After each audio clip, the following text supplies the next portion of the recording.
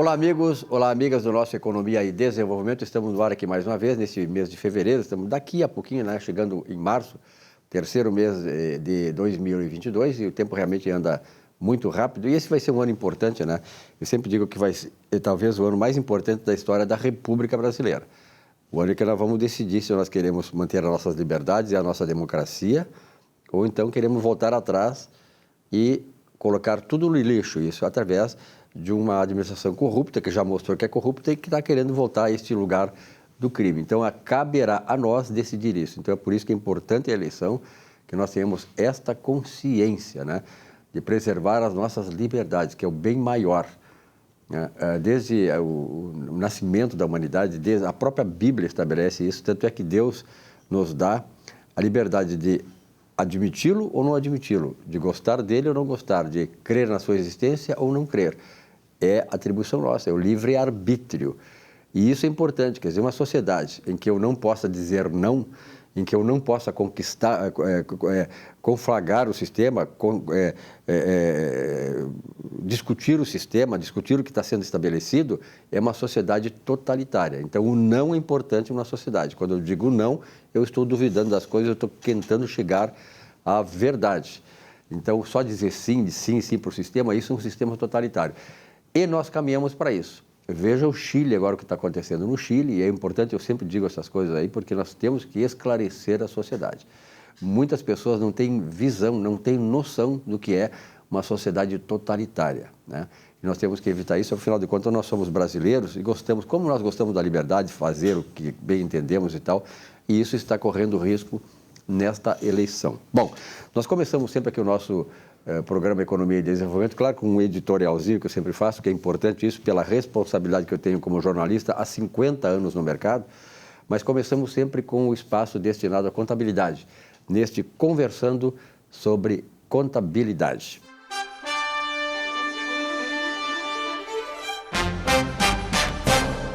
Professor Salésio D'Agostinho, muito prazer em tê-lo aqui uma vez mais. Parabéns, o espaço está cada vez mais se consolidando. Eu sei que o senhor recebe muitas manifestações, como, por exemplo, do Márcio Mendes de Aracaju, no Sergipe, não é isso?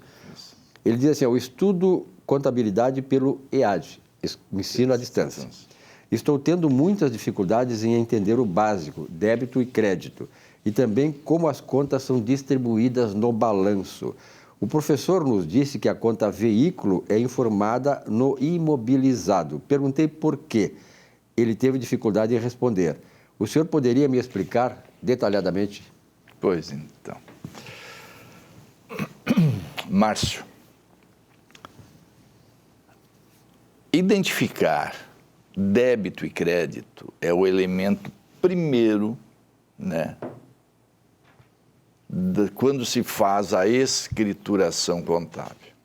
Ou seja, quando você transforma todos os atos de gestão em informações contábeis ou em informações patrimoniais, porque tu sabes, né, já tenho dito diversas vezes que quando eu falo em contabilidade, eu falo em patrimônio. Quando falo registros contábeis, eu estou falando em registros patrimoniais, ok?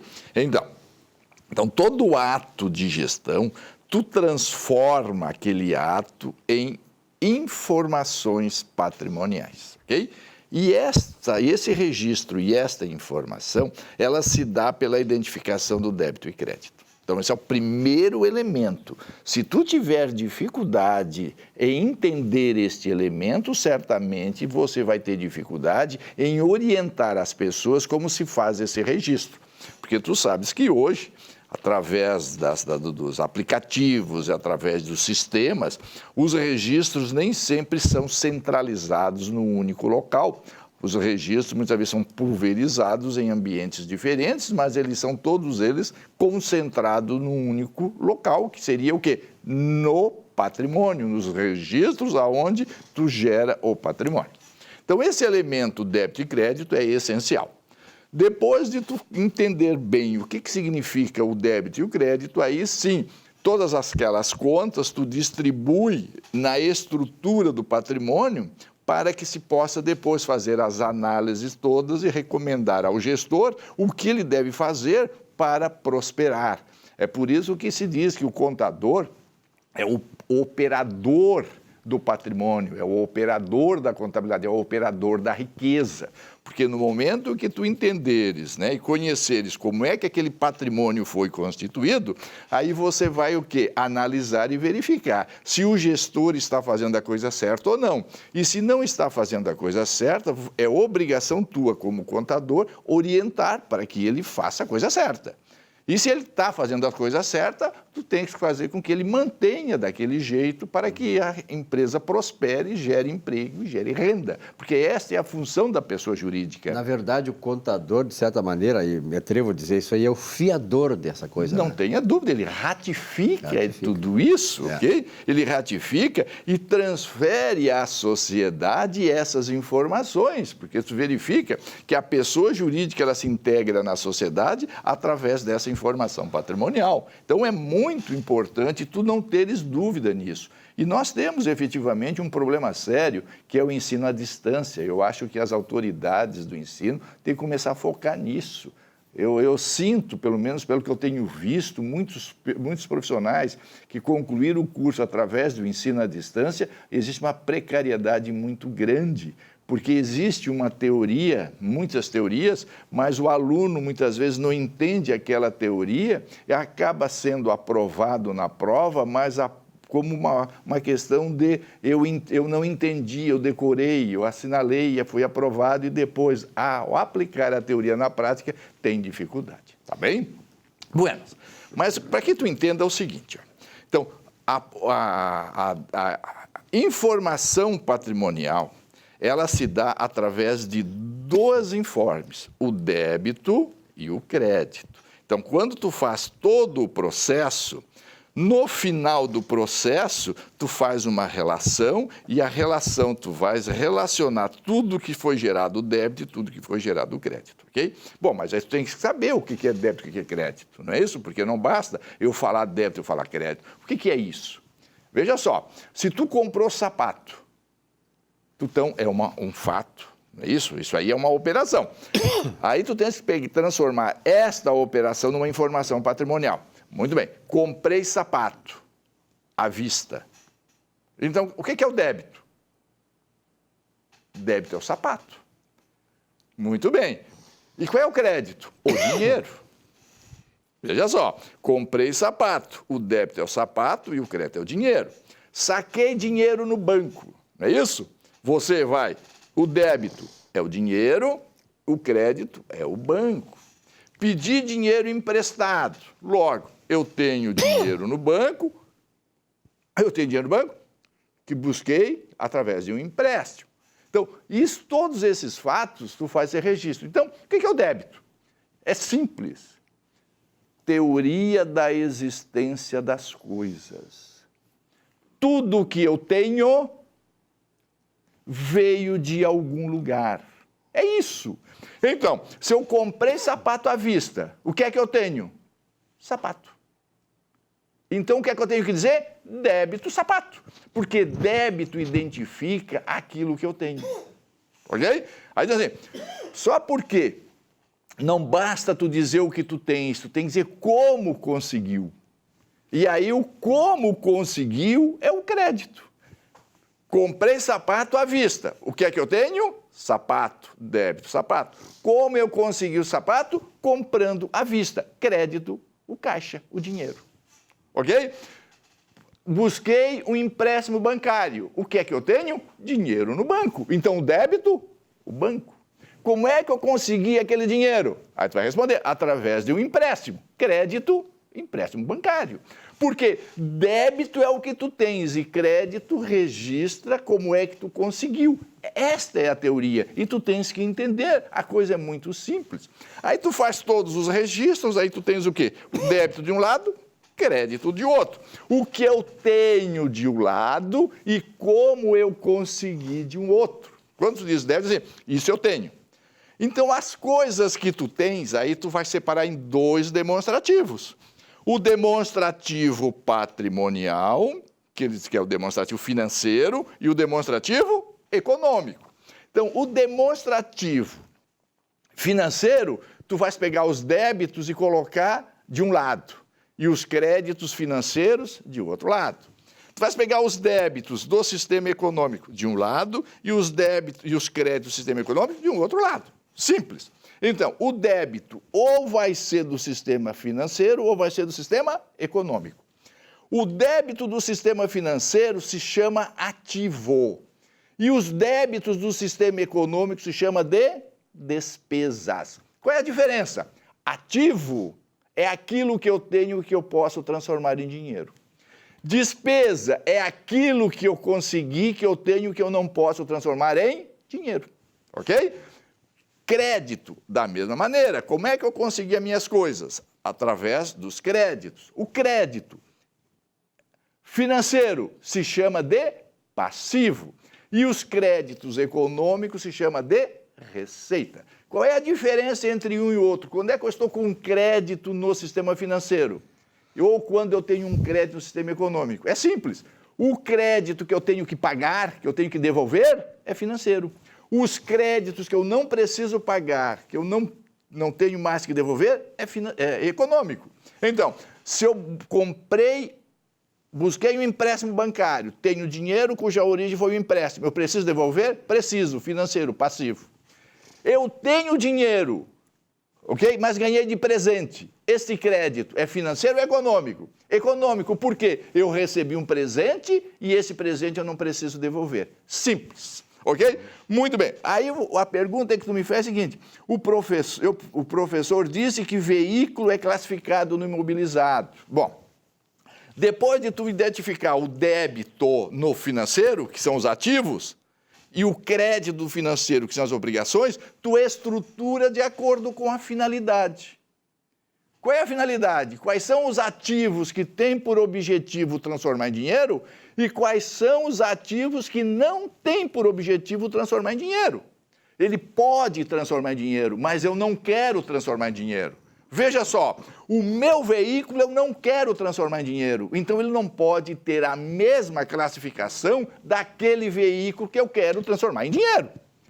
O veículo que eu quero transformar em dinheiro é um direito realizável lá no circulante. E o veículo que eu não quero transformar em dinheiro, porque eu quero para o meu uso, é um imobilizado. Então, esta é a diferença e tu tens que entender que a estrutura patrimonial que vai servir de base para o contador fazer as análises e ver se a coisa está tudo certa e como fazer com que esse agente econômico, né, prospere para continuar gerando emprego e renda, é ver que aquela estrutura está certa e se as coisas estão funcionando corretamente. Então, um veículo é considerado imobilizado quando a pessoa dona daquele veículo não tem por finalidade vender, não quer vender, e sim quer usar. É por isso que é imobilizado. Ok, Márcio?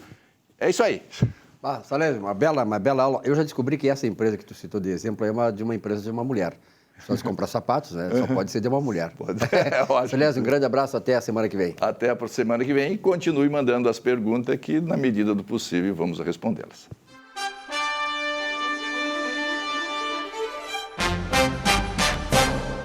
Olá. Para William Shakespeare, dramaturgo e escritor inglês, o homem é uma obra-prima da criação.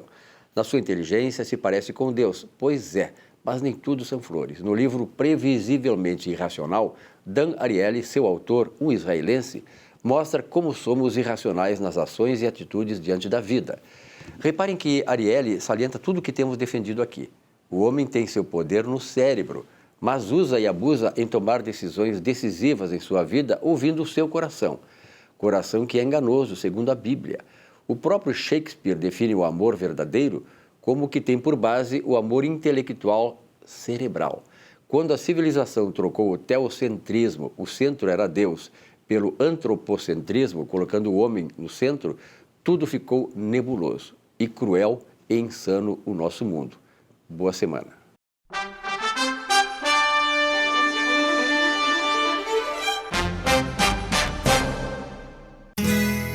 Ser gaúcho é preservar as tradições, é valorizar a educação e acreditar que um futuro melhor nasce nas páginas de um livro. É nossa tradição trabalhar duro. Temos orgulho do suor que escorre do rosto. Ele reconforta a alma e sedimenta uma vida digna. É nossa tradição valorizar o passado para desenvolver o futuro. CMPC Celulose Riograndense. Desenvolvimento é a nossa tradição. Já pensou em ter o seu próprio canal de TV corporativa, exclusivo e impactante? Somos a solução para empresas que desejam modernizar seus processos de comunicação. Solução Mídia Digital, transformando a forma como você se comunica.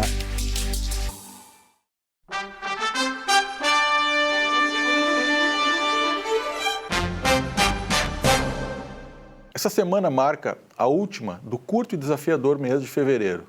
Tradicional, por ter menos dias e ainda comportar uma semana que, em termos econômicos, para a maioria das empresas, nada acontece. Como se diz aqui no Sul, o ano começa depois do Carnaval. Um ano estranho. No Brasil, segundo o Ministério da Saúde, são 150 mil novos casos diários de Covid. E seguimos ainda com uma média de 1.000 mortes diárias pela pandemia. Ao contrário de 2020 e 2021, estranhamente ninguém fala em ficar em casa. As aulas estão iniciando presencialmente em diversas instituições, empresas parando por falta de gente e seguem operando. Amigos, familiares, muita gente que conhecemos por todos os lados estão contaminados.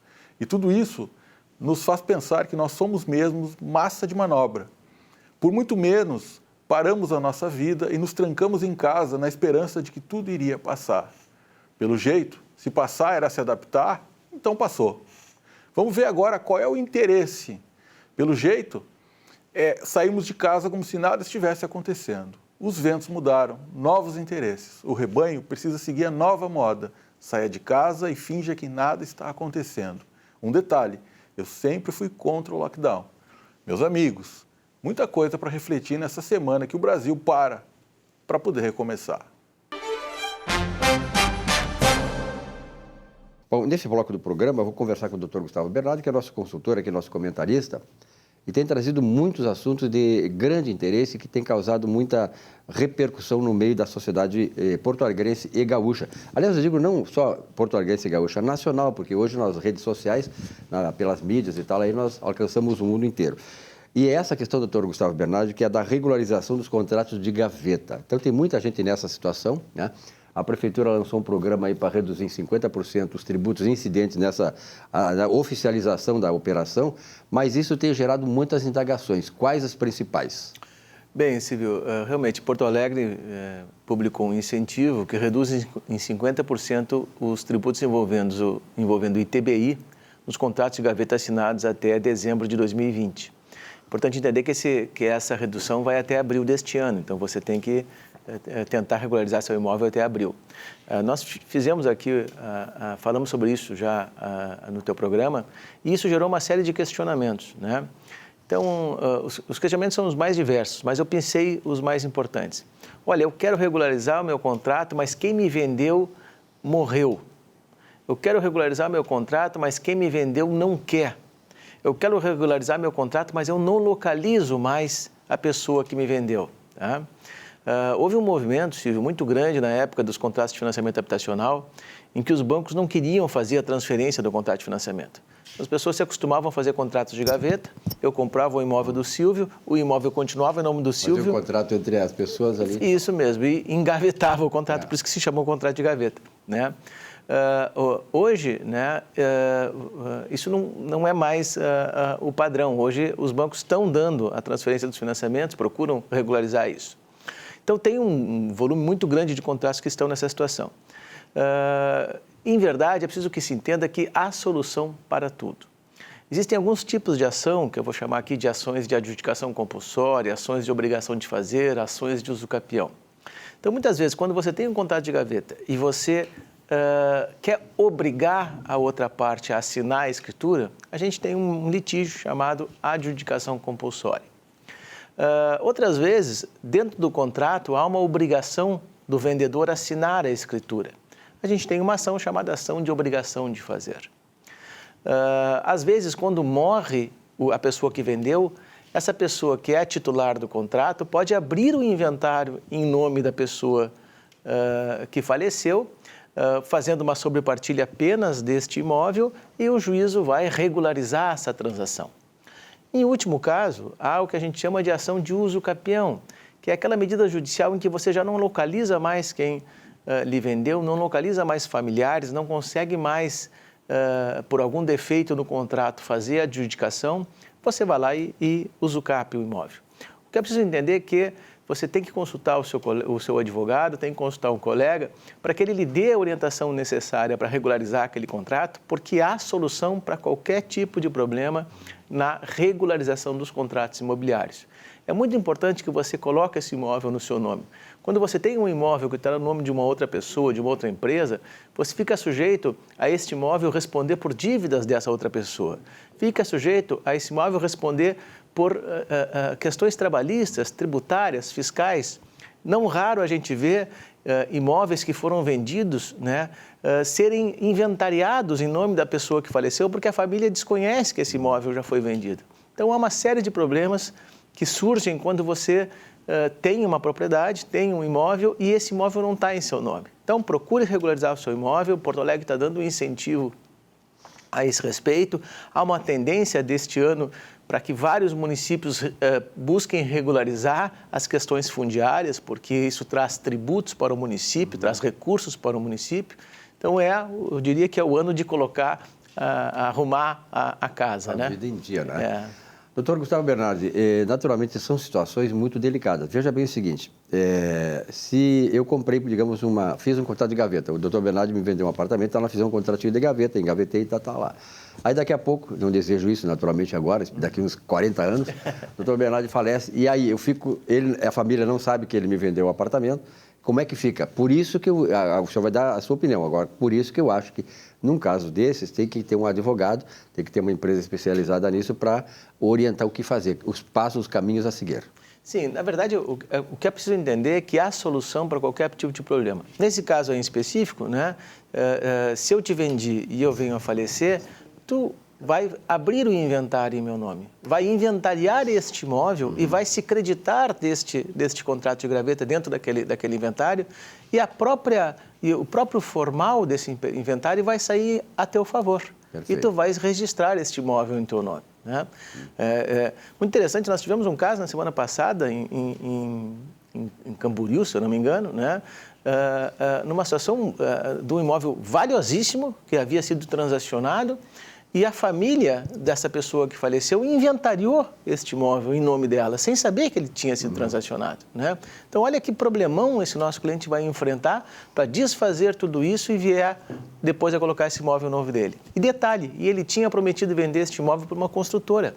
Então, ele teve também um problema econômico ali envolvido nessa transação, por um descuido de regularizar o imóvel. Isso é muito importante. É por isso que se pode... E a gente sempre diz aqui, né? Aqui eu tenho profissionais, graças a Deus, comigo, aqui como o doutor Gustavo Bernardi, pessoal da área do direito, da área da imobiliária e tal, que são questões fundamentais, né, na nossa vida. E para evitar que haja um problema maior, né, na sua vida, no seu problema financeiro, até patrimonial, é necessário ter uma assessoria de um escritório de advocacia.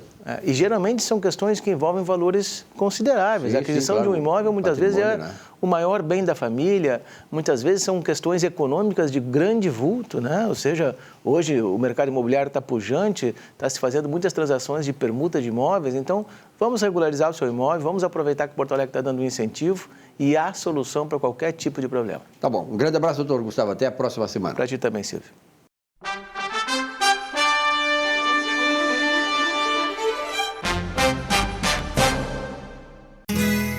Ser gaúcho é preservar as tradições, é valorizar a educação e acreditar que um futuro melhor nasce nas páginas de um livro. É nossa tradição trabalhar duro, temos orgulho do suor que escorre do rosto. Ele reconforta a alma e sedimenta uma vida digna. É nossa tradição valorizar o passado para desenvolver o futuro. CMPC Celulose Rio Grandense. Desenvolvimento é a nossa tradição. Já pensou em ter o seu próprio canal de TV corporativa, exclusivo e impactante? Somos a solução para empresas que desejam modernizar seus processos de comunicação. Solução Mídia Digital, transformando a forma como você se comunica.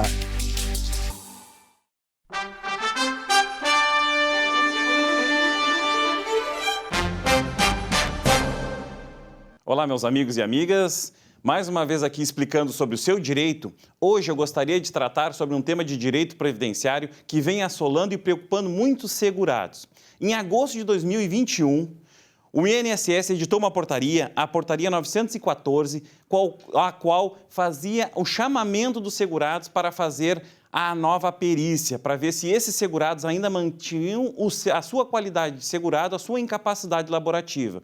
O que ocorre? O segurado, nessa situação, deveria entrar em contato com o INSS através do telefone 135 ou então pelo site do Meu INSS para agendar uma perícia para reaver e ver as condições de incapacidade. Aqueles segurados que não fizeram a sua nova perícia, não agendaram essa perícia, tiveram seu benefício suspenso. E agora, 2022, estão tendo que procurar uma ajuda, um profissional, para poder reaver o seu benefício. Então, sugiro que aqueles segurados que tiveram seu benefício suspenso, esses benefícios são auxílio-doença, aposentadoria por incapacidade ou então o auxílio-acidente, devem obrigatoriamente procurar um profissional, um especialista em direito previdenciário para poder reater esse teu benefício reajustado e ter esse benefício de forma ativa novamente para que você possa receber os seus benefícios e não ter aí problemas com o INSS. Essa é a nossa dica de hoje. Então, qualquer dúvida,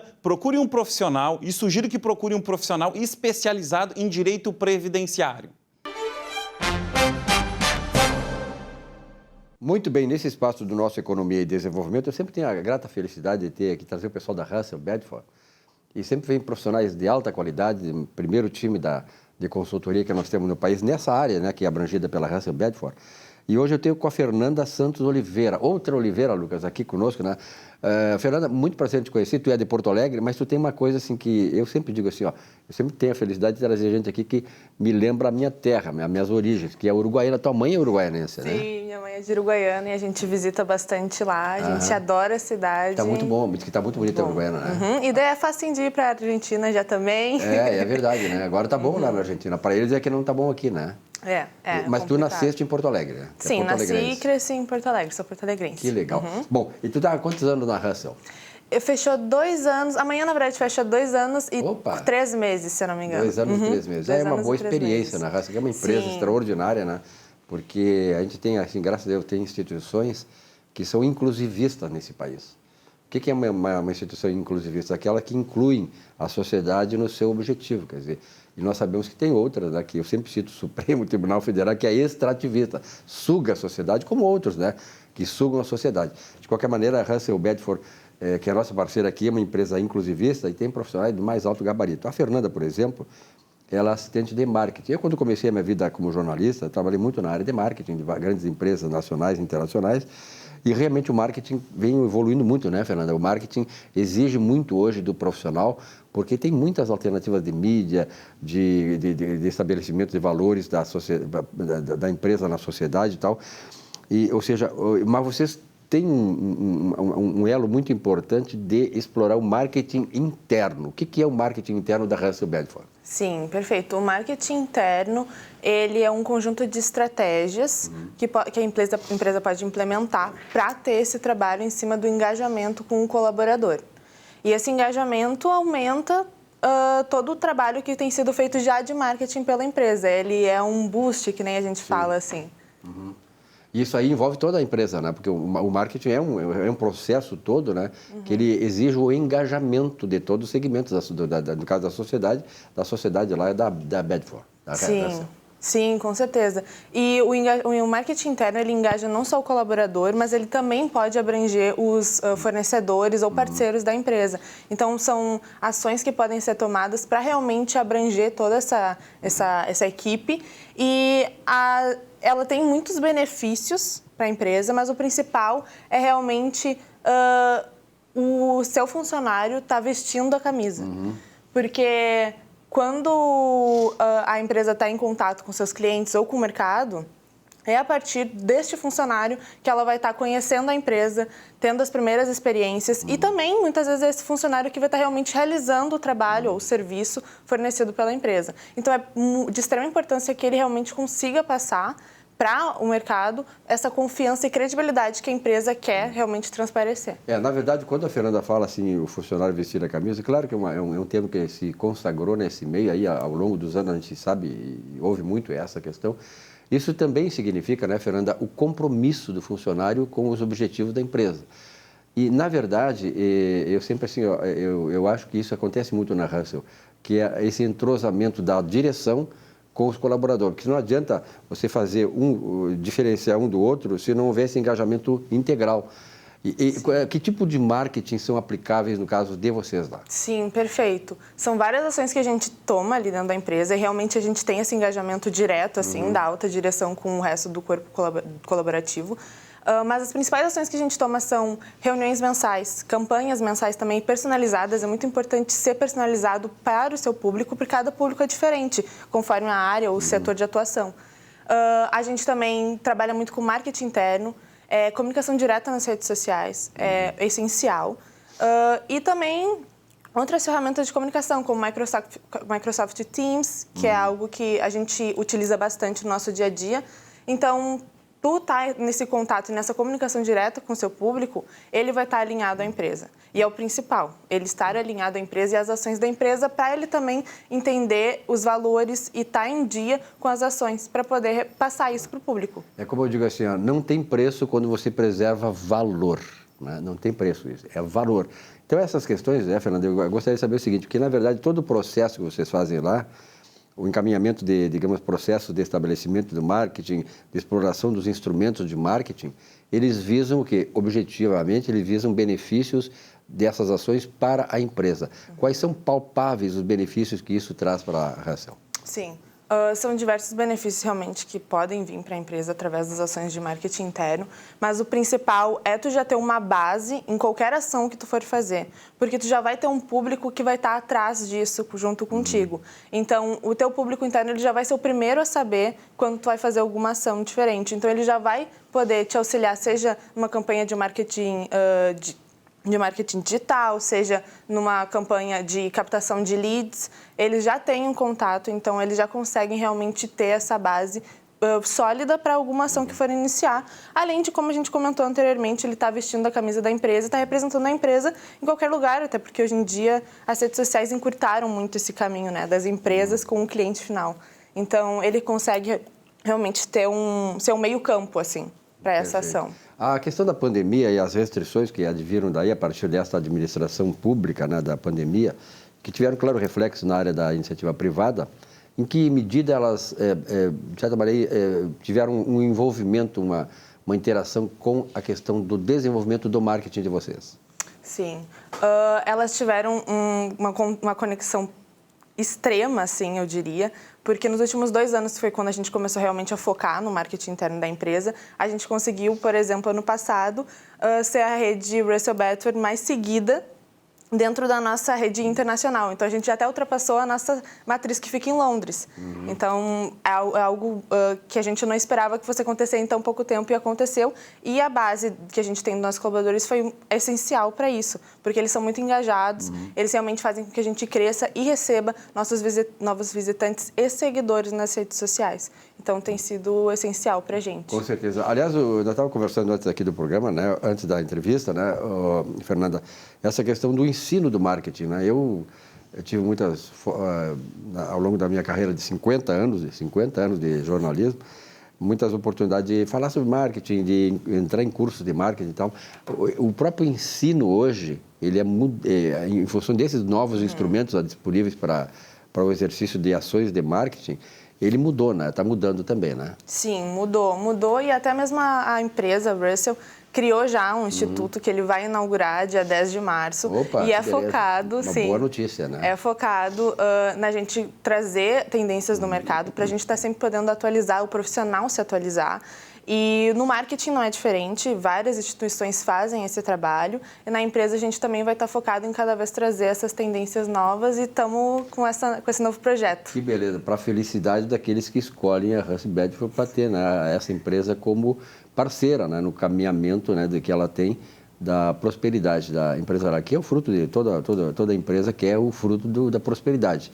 E ela chega na medida em que a empresa toma esses cuidados, essas medidas, e tem aliados como a Russell que vai apontar caminhos e tal, caminhos não mais fáceis, mas caminhos mais pertinentes, mais em sintonia com os valores da empresa e tal.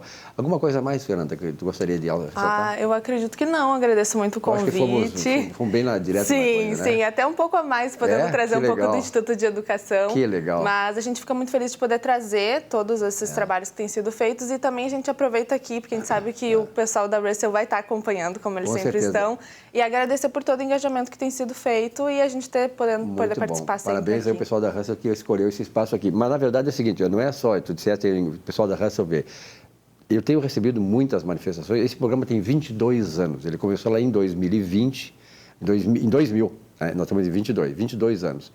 E eu sempre digo assim, eu comecei lá com a Ieda Crucius, que era a nossa, foi minha professora na URG, depois a Ieda foi deputada federal e tal. Eu, a Ieda Crucius, o Mandelli e o Pugina, o pessoal Pugina. Olha que time, hein? Os três aí, maravilhosos. E desde lá esse programa se consagrou exatamente por trazer conteúdos, tá? Que o mais importante para o nosso segmento, o nosso público, você telespectador, é de passar conteúdos. E a Russell veio acrescentar esse conteúdo aqui, é muito importante, não só o pessoal da Russell, mas a área empresarial, tem muitos empresários que passam essa parte da Russell aí para os seus funcionários, porque realmente é um grande aprendizado, é uma oportunidade que eles têm de se qualificar mais ainda. Obrigado, Fernanda. Sim, perfeito, muito obrigada. Muito bem, um rápido intervalo, já voltamos com o nosso Economia e Desenvolvimento. Até já.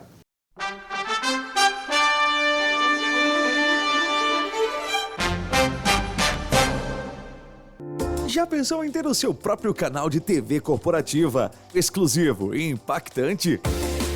Somos a solução para empresas que desejam modernizar seus processos de comunicação.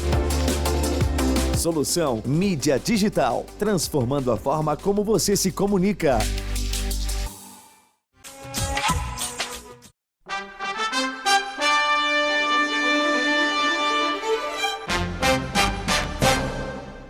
Bom, nós vamos conversar agora com o professor Saulo Sastre. Professor, muito obrigado pela tua presença aqui, né? Tu já tirou férias ou não? Sempre uma alegria. Silvio, eu estou naquela modernidade, né, Sim. Silvio? Eu parei um pouco no final do ano, depois eu vim fazendo o que o pessoal no comercial chama de TQQ, né? É terça, quarta e quinta. E aí, segunda e sexta, tu trabalha mais online. Mas não, a questão das férias mesmo, ainda não tirei. Mas nem pretendo, porque nesse sistema o ano está iniciando forte para nós lá na empresa, né? E a gente está com muitos projetos esse ano, o brilho no olho, né? Tá bom. Que legal. É uma recuperação, a gente está vendo que a coisa vai acelerar, né? Eu acho que isso é importante. Mas eu queria te fazer uma questão que é a seguinte, Saulo, nós sabemos, né, que a pausa no trabalho, quer dizer, as fériasinhas, você dar uma folga, é importante, né, para que as pessoas possam se repensar, possam descansar um pouco, rever as coisas, né, ter uma outra percepção e voltar melhor no trabalho, né? Qual é a importância, digamos assim, de você tirar umas fériasinhas e tal? É importante 30 dias, ou diluir isso durante o tempo. Eu faço isso, diluo durante o tempo uma pausa assim, e tal. Mas essa estratégia é fundamental, qualquer das duas. A gente conversa muito com o pessoal de TI, né? E a gente vê, assim, que o cansaço, a gente na frente do computador, fazendo agenda, conversando, trabalhando, a gente usa o computador para tudo, né? Se é computador, celular, isso dá um cansaço no final do dia, dá um esgotamento que é necessário, sim, né? A gente parar ali. Mas cada um funciona diferente, né? Se eu, por exemplo, acredito que em 10 dias para mim está o suficiente. Estamos iguais. E depois... 10 dias para mim até é demais. Exatamente. Daí começa a encher o saco, começa a ter saudade da rotina e tal. Mas eu gosto, sim, de uma sexta-feira, ou não trabalhar numa sexta-feira e emendar o final de semana intercalados, assim, esporadicamente, muitas vezes. Eu acho muito saudável isso. Então, hoje, mudou, né? Há muito tempo, no século passado, a gente tirava os 30 dias, ou vendia 10 e tirava 20 dias, mas não tinha toda essa tecnologia na nossa volta. Uma outra coisa que está difícil de parar é o WhatsApp, porque tu está ali... Aí tu tem que desligar do telefone, né? Isso é um exercício, é um novo hábito que a gente tem que ter, se desvencilhar.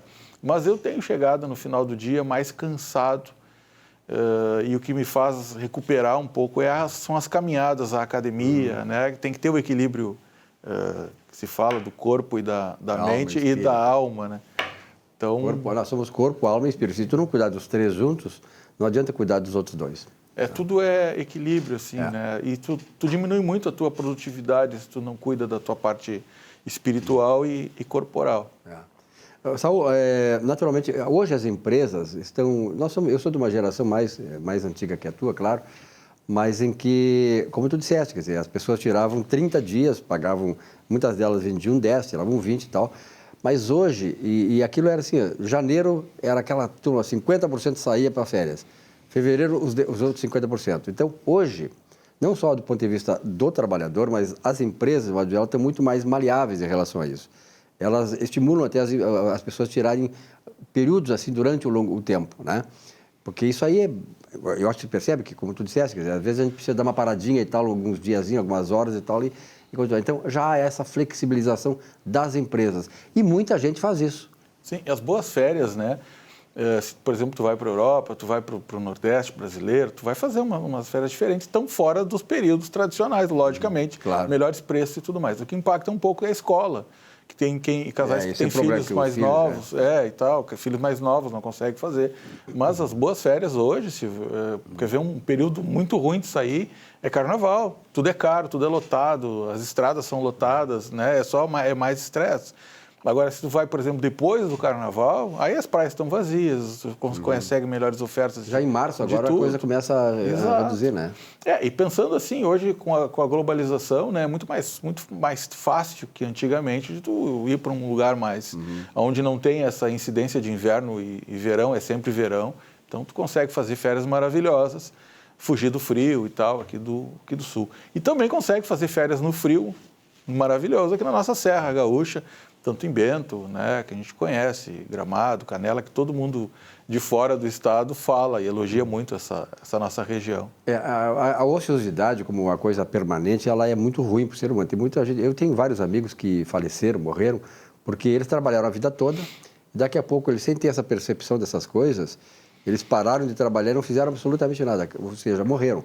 A maioria deles morreu já por causa disso. Quer dizer, eu vejo assim que a ociosidade ela é fundamental, você saber dosar a questão de quando ser ocioso, de que maneira ser ocioso, né? Por quanto tempo vai ter essa ociosidade, porque ela pode ser realmente um fator incentivador, vai te dar mais gás para as coisas, mas também ela pode decretar uma certa falta do que fazer e você ter um problema, digamos assim, uma decadência intelectual, uma decadência mental e corporal, e aí você acaba falecendo. Vários amigos meus fizeram isso aí e acabaram falecendo. Então, eu acho que tu tem essa produtividade, parou de trabalhar, eu estou aposentado há 10 anos, mas nunca trabalhei tanto quanto agora, só que de maneira diferente. Quer dizer, eu faço meus períodos de descanso, né? Quer dizer, tu tem essa condição. E é importante que a pessoa tenha essa percepção, né, Saul? Isso é um conceito moderno também, né, Silvio? Porque se tu conversa, a maioria das pessoas que se aposentam, elas sonham em se aposentar e não fazer mais nada. E é uma armadilha isso. É verdade. É uma armadilha. Se eu não me engano, era Leonel Brizola que dizia que ia morrer que nem cavalo velho, né, no trecho. E eu comungo dessa ideia, certo? Eu comungo da ideia que nós devemos continuar trabalhando até o final. Até o fim. Agora, logicamente, né, Silvio, coisas que... com outro ritmo, com outra perspectiva. Quando eu trabalhei como gestor público, e foi um período bem longo da minha carreira, eu via muitas pessoas, funcionários públicos, se aposentarem. E eu via assim, estampado na felicidade daqueles que trocavam de ramo. Era momento de fazer outra coisa, se dedicar a uma área que eles gostavam, sei lá, fazer doce, certo? E ali eles tocavam a vida. Tinham um rendimento do salário de aposentado, mais o rendimento extra. E também vi outros que realmente entraram para dentro do pijama e também para dentro de um copo de uísque e dali foram para o caixão.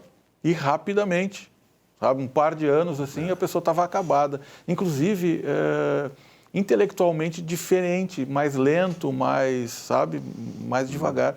E isso foram coisas que me marcaram muito. Eu também, Silvio, vou trabalhar até quando der.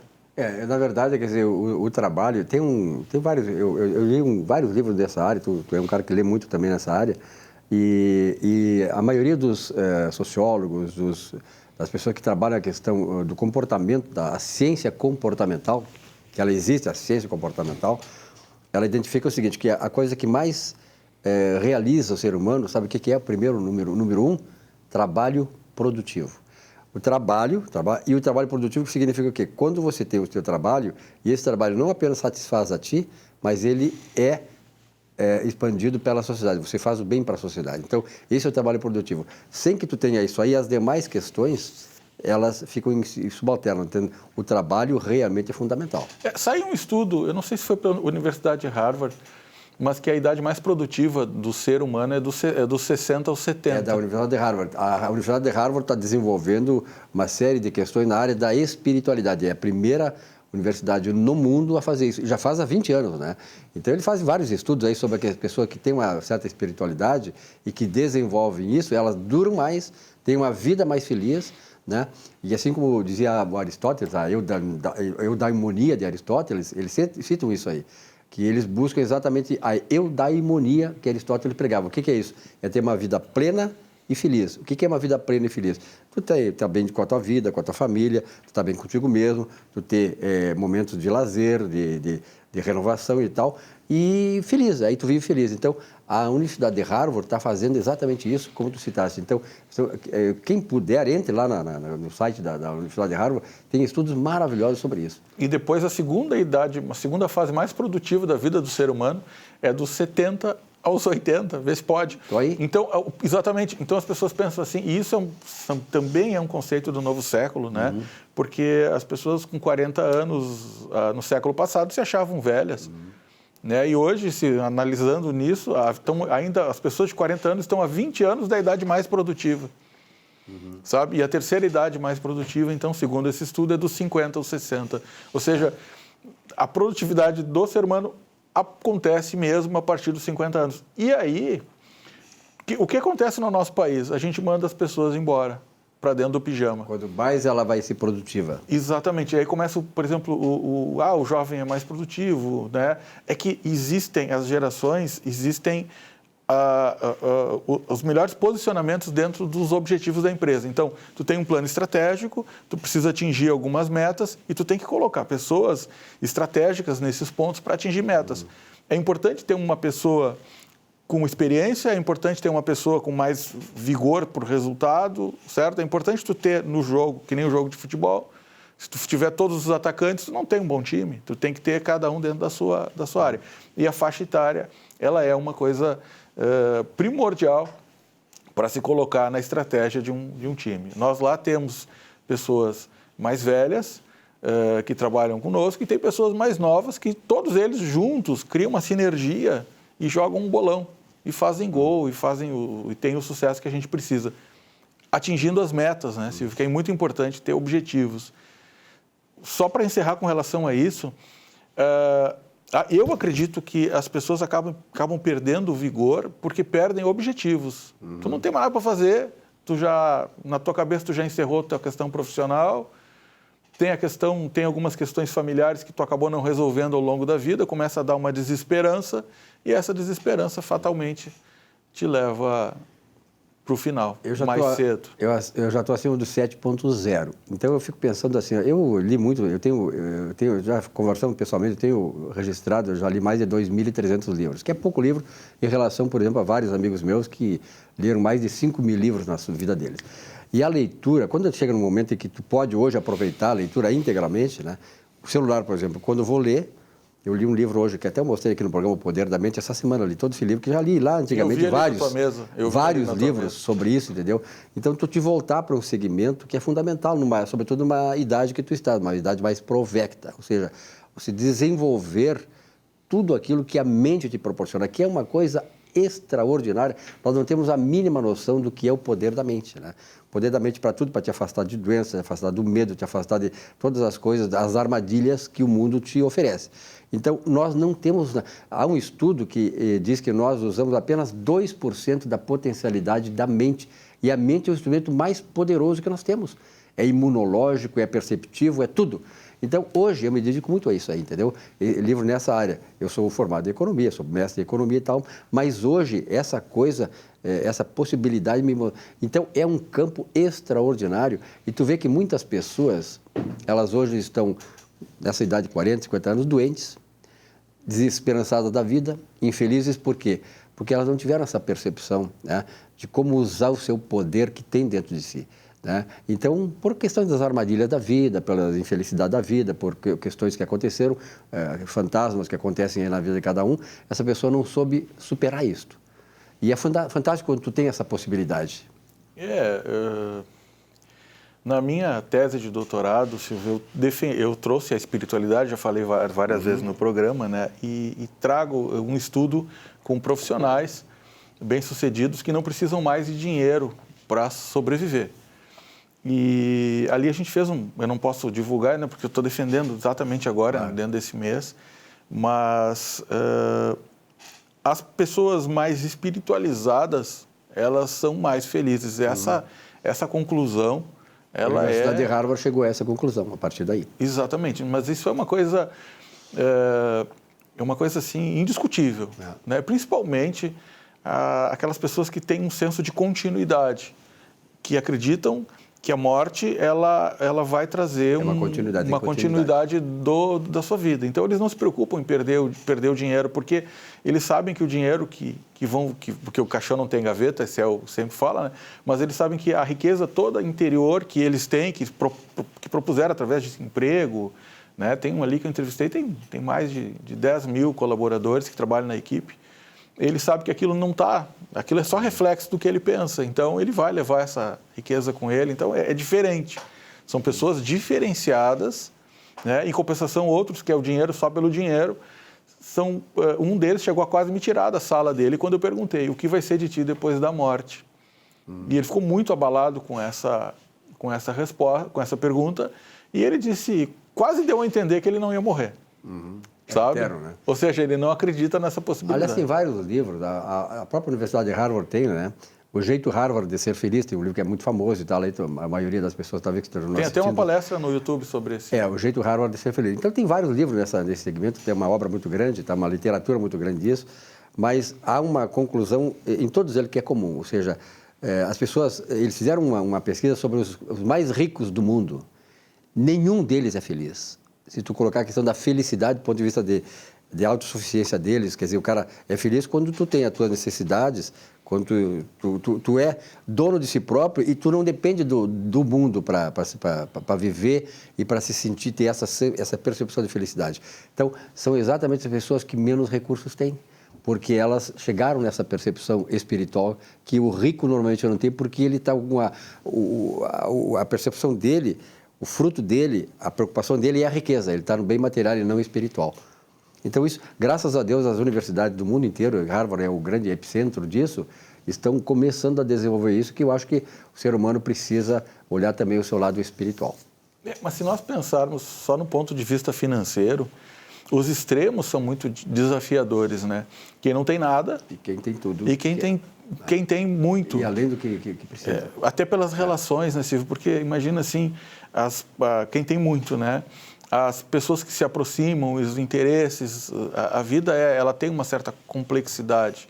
E as pessoas que não têm nada têm muita fragilidade, né? Fica muito frágil socialmente. Então, os extremos, eles são muito, muito desafiadores. E tu não consegue desenvolver espiritualidade, principalmente se tu não tem uma base, né, que é aquilo que o psicólogo Maslow fala na pirâmide, né? Abraham Maslow. Abraham Maslow, tu fala sobre a base, né, das necessidades fisiológicas e das necessidades de segurança. Pelo menos eu acredito nisso, né? A espiritualidade parte do princípio de pessoas que tenham essa base já desenvolvida. Até a professora Dana Zohar, ela inverte a pirâmide de Maslow, né? Porque ela diz que tem 2 bilhões de seres humanos, que são os seres humanos que têm as necessidades, dos 7, 2 têm as necessidades básicas atendidas, então poderiam trabalhar já para a autorrealização, que é o que tu faz aqui no programa, né? Tu te autorrealiza, tu traz as informações que as pessoas precisam, procura trazer um serviço à sociedade e, logicamente, para isso, as tuas necessidades fisiológicas e segurança estão atendidas. A própria psicologia... É bem interessante esses estudos. Com certeza. A própria psicologia pega a partir de Freud, depois Carl Jung, né, Carl Rogers e o Abraham Maslow, que para mim ele evoluiu muito na questão da psicologia do ponto de vista prática. E a década de 70, Maslow. É Maslow. Então, eu acho que essa evolução ela vem exatamente preencher essa necessidade do ser humano hoje, que nós temos tudo que nós queremos e não somos felizes. Por quê?